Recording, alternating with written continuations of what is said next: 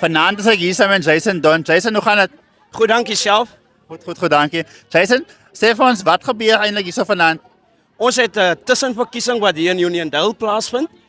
Soos ons kan sien, die volk is opgewonde, die gemeenskap het vandag in massas uitgegaan om hulle kruisie agter die DA te gaan maak.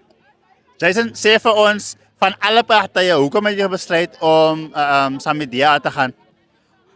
Ek het besluit om saam met die DA te gaan, die beste organisasie in die Weskaap, ons steun korrupsie. Daar is nie 'n party wat 'n skoon regering volg soos die DA nie. So, Jason, sê vir my, dis nou so 'n uur voor die results gaan uitkom. Wat verwag jy van vanaand af vir die results? Natuurlik kan ons sien Uniondale is opgewonde, die gemeenskap is opgewonde. Ek myself was op die grond.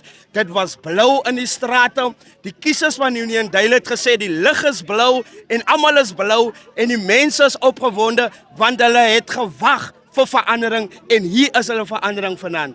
So Jason, sê vir ons, wat sal gebeur nou, hoe gaan jy voel indien die DA nie die wijk wen vanaand nie? Of course sal ek baie teleurgestel wees want ons harde werk was daarmee en ons kon gesien het dat die gemeenskap van Uniondale het verandering gesoek. Die gemeenskap het gevoel hulle soek dienslewering en vanaand het die oomblik aangebreek vir Uniondale, vir die gemeenskap van Uniondale. So ons hoop en ons vertrou, vanaand druk ons hierdie ene deur en ons soos ons kan sien die oorwinning is hier, die mense is opgewonde, ek is opgewonde want hierdie wijk gaan van vandag af in die hande van die DA beland. Uniondale was vir laat en watter veranderinge kan Uniondale dan verwag nou, soos u sê, indien die DA dan die wijk gaan hê?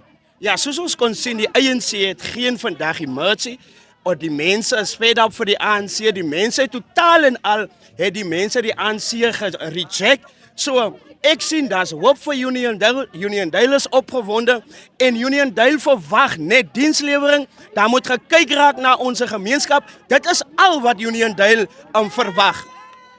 Jason, baie dankie vir jou tyd. Mooi bly. Baie dankie. Mooi aan vir jou ook. Baie